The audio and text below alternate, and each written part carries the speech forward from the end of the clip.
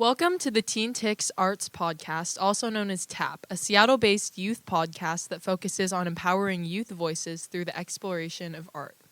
Here on this podcast, we share our favorite artistic topics by exploring their histories and cultural impacts, but not only by offering our perspective as teens, we interview artists from emerging teen artists to ones well-established in their careers.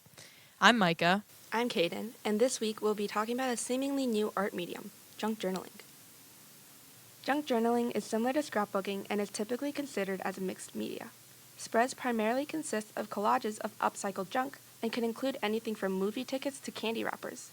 This usage of unconventional art supplies has made junk journaling a popular medium in recent years, especially with the resurgence of vintage aesthetics in mainstream culture.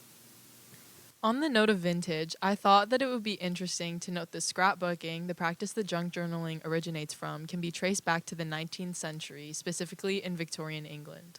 Yeah, many kept diaries in Victorian England, and it wasn't uncommon to paste in memorabilia.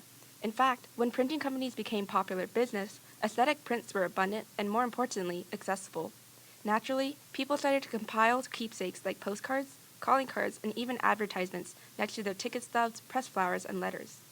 Although the internet may make some distinctions between scrapbooking, junk journaling, and other related forms of memorabilia books, in our experience, the rigid definitions of each style aren't as applicable as in the end. Junk journaling overlaps journals, collection, and artistic creation, three broad and highly personalizable practices. As such, strict limitations on what counts as junk journaling takes away most of the fun. The lack of strict limitations on junk journaling let this style intertwine itself and grow with various artistic movements throughout the late 20th century and early 21st. I love junk journaling because of the various forms junk journaling can take, and even though I'm not personally a fan of every single rendition, I think that the flexibility of this media makes it one of my favorites. So I also really love junk journaling, and I'm just wondering, what do you specifically like about it? Because, I think it would be interesting to see the difference between our own experiences with this craft and this medium. So I was wondering if you follow a theme or paste random stuff in your journal, or what you like necessarily and what you can tell me about it. Those are some really great questions, and I was actually wondering, similar things. I'd love to hear about your experiences after I share a little bit of mine. And I typically, have a couple of journals in my lineup at a time. One because I'm bad at finishing the journals and I want to finish them in the end, and another just because I like to follow a theme, but sometimes it's hard to constantly create something based off a theme. And so at least lately I've been gravitating more towards pasting whatever I feel. I like getting clippings from magazines and yeah. Yeah, I love that. I feel like for me, it really depends. Sometimes I'll just take a pen and my paper and start writing. Yeah. I have so many thoughts. I just go on rants in my journal. It's very stream of consciousness. But then sometimes I'll just have pages where I print out photos. Like a mood board? Yeah, I actually just made a mood board for the next year. That is so cool. Like a 2025 vision board. Yeah. Right. Yeah. Exactly. That's what I just did. Yeah, I feel like it kind of depends on my mood, but yeah. Yeah, kind of on that note, would you say it's more of a artistic medium for you, or an outlet? You mentioned that you write down a lot of thoughts, and that's kind of the same case for me. I have one of these one journal that's filled with a lot of spreads, and then suddenly is all ranting and ranting and ranting. And I was wondering if you have more spreads that were made with intention. I think, yeah, for sure I do. I remember I went on a trip this summer to Arizona, and when I got back, when I had access to a printer, I printed out all the photos I took, and I was gluing them meticulously, and kind of that scrapbook vibe. But I feel more often than not, it's very just I'm in a bad mood, so I'm gonna write in my journal. I feel if someone read my journal, they would think I was texting a friend or something. That's so real. It's you're sometimes it feels I'm almost texting myself. It's right. Me in the future, if you ever come back to decorate this page, can you make it all flowery and pretty? Because I'm not going through a flowery and pretty time right now. Actually, I'm going the exact opposite. And honestly, I kind of don't even want to be writing this. I want to be crying. I know. I wrote something the other day, and it was I can't remember exactly what it was, but I was if you're reading this back in the future, you already know what happened, and it's probably bad, so don't even continue reading. It's giving a little warning. I know. Yeah, but like I feel like for me, I don't really bring my journal anywhere, but I know like Where do you keep it? I just keep it on my nightstand. I always write at night. Oh, that's like a perfect like place to like dump all your feelings. Yeah, that's the idea. But I was like wondering, because you kind of mentioned you like to put like wrappers or movie tickets or like magazine cutouts. So like, do you take it with you or like, what does that look like? On school days, I will just throw my journal into my bag, and whenever I have free time, I usually just toss everything into the pocket in the back, or just like in between pages. I'll like sit down and like tape them all in or glue them in. But lately, at least, I just kind of been shoving my pockets full of receipts. Actually, like if I go through some of my pockets right now, I feel like I'm just gonna like pull out a bunch of trash, and it's like, why do you have all this trash in your hands? And it's like, that's not trash. That's actually artistic media. Like, it's going to be my mixed media project, so leave me alone. So, like, I guess on the same line of that, I'm just wondering, where do you find inspiration? I like finding inspiration from, like... Oh, my favorite place to find inspiration, actually, is just, like, dried stuff. Like, you know, like, when things get wet and they dry?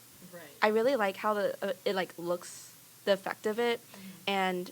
And I guess that also is, like, spilled liquids. Or like dried flowers, something about like it being pressed and dried is like nice in my eyes. That also like kind of helps me get over the fear of ruining my journals by putting in my bag, because it's like, it's raining in Seattle and it's like, oh, it's all gonna get wet, but it's like, oh, but I like how it looks when it's like wet and dried. So that actually reminds me, I remember I was in a creative writing class and my teacher was like, she loved junk journaling, and I remember the first day she brought in like orange peels from her compost, and she was like, she brought us all notebooks, and she was like, these are the notebooks we're gonna use.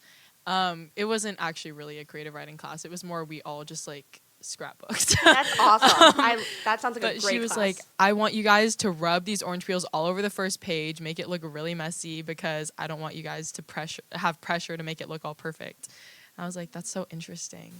No, I love your teacher for doing that, because, like, at least for me, the way I get over that fear is just, like, skipping the first page. But I feel like that, like, is still kind of like, oh, it's perfect, I'm skipping it. But, like, rubbing orange peels on it, I feel like that's, like, also in itself is a statement. It's like, my art doesn't have to be perfect. My spreads don't have to be, like, super clean and aligned. Like, what I'm making here is, like, what I'm, like, feeling today, what I'm inspired by today, and that's just the art for today.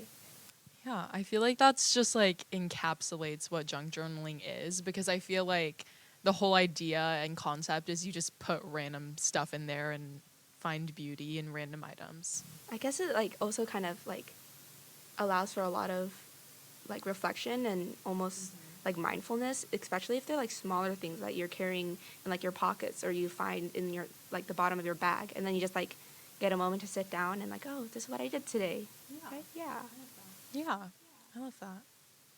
So now that we shared our experiences with junk journaling, I think it'd be nice if you could share some other things that people could get out of it and what their experiences might look like as well.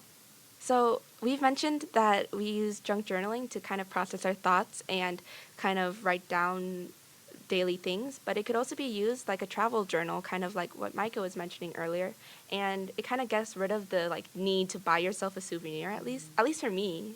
I agree. Yeah, I feel like for me on that trip I went to, like most of my journal spread was just like my plane ticket, and I had like receipts from when we went and got food, and like I feel like the whole time I was just collecting stuff because I wanted to make it memorable, and it kind of made me forget of like to like buy things. Like I just already had so much to bring back that I was like, oh, I don't need to buy anything. That's amazing. Yeah, I think that's like at least one of my favorite things about junk journaling. It just kind of gets rid of the need to like buy new things, even though sometimes I feel like I want to buy new stickers and I want to buy a new journal, but it's like there's so much things around me and so much things around you that you could use, and that's my segue into how you could get started with junk journaling, because like Mykah and I were saying, like so many things that you would normally throw away, like receipts and tags and maybe even like wrappers. I usually get like candy wrappers and put mine into my journals because I eat a lot of candy, and sometimes I'll do a little candy review, and then sometimes my journals are just filled with trash, but I don't call it trash, I call it art. So Mykah, where'd you get your journals from? I kind of just like get them wherever. For me, I actually really like the oh gosh, I don't know how to pronounce it. It's like the Lex. Oh, Lex. Strum. Yeah. Strum. That 1861. 1-8 something like that. If you look up journal that starts with an L, you'll find it. Yeah, I think they're like nicer than Moleskine. Yeah, because I feel like those are the two famous ones, but I don't really like Moleskine that much. I'm a Moleskine girly. I like the thin paper, personally. I really like how it's really I thin. like the thicker paper. The thick, like, crisp. Instead of the floppy ones. Yeah. I got my Moleskine on sale because I'm not going to buy, like, an A6 journal. Well, it's not A6. A4? Same thing. Whatever.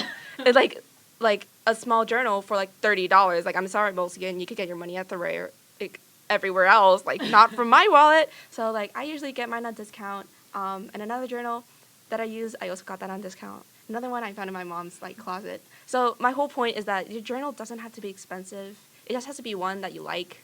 And, like, you don't, well, unless you're someone who really, really wants, like, a designer brand journal, and that's the only way it's going to bring you happiness. I mean, I love you for that. That's honestly kind of a serve. Like, yes, get your expensive-ass journal, luxury, bougie. Yes.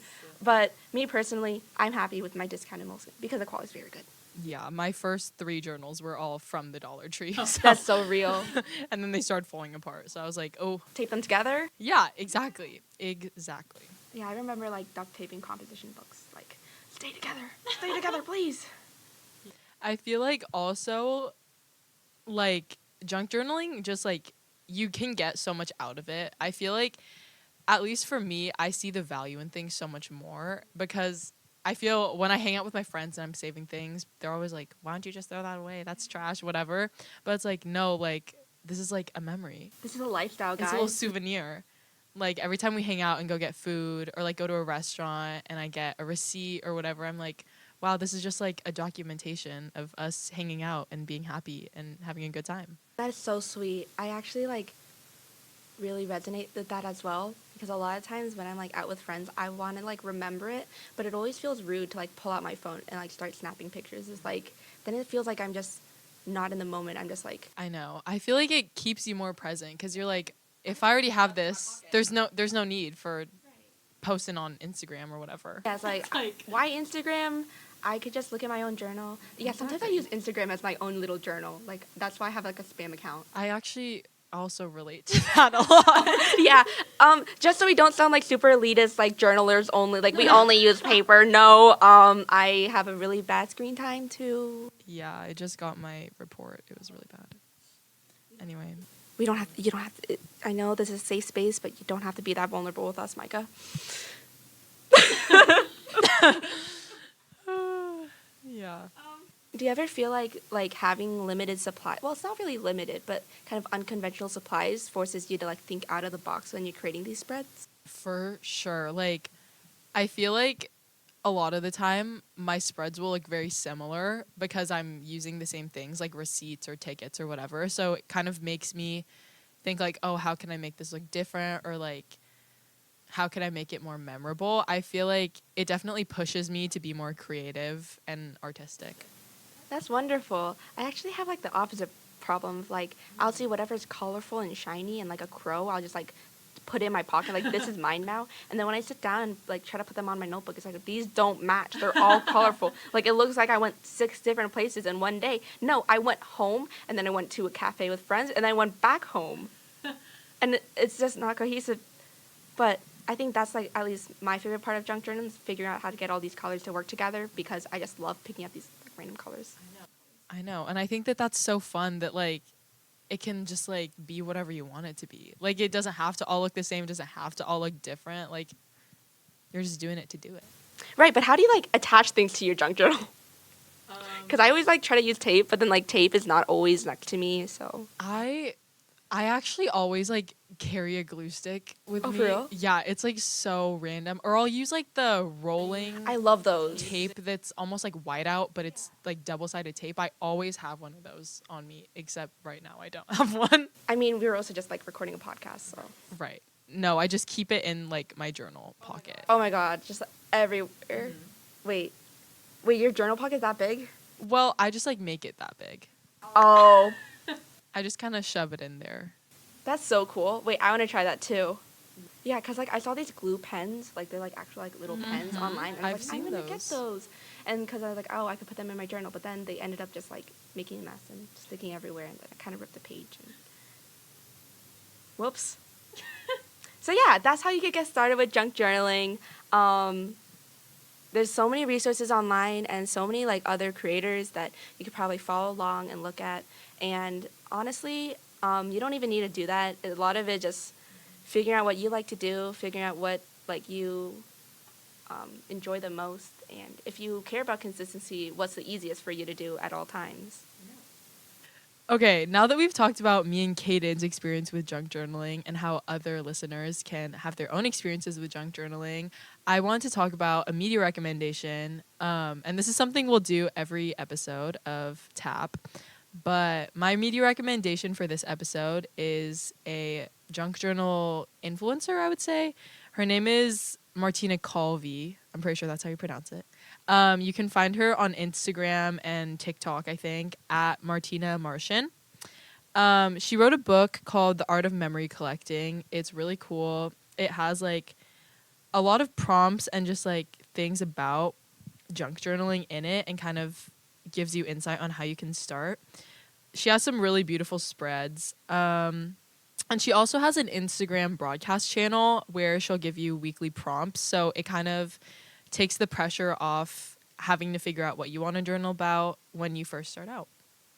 Speaking of journal prompts, I was actually reminded of another creator who does like journaling related stuff. She's not really like a junk journaler, but a lot of her prompts are pretty like introspective, and they're done by the month. And I really like her like prompts because every week ends with like, oh, what are your weekly intentions? What are your reflections?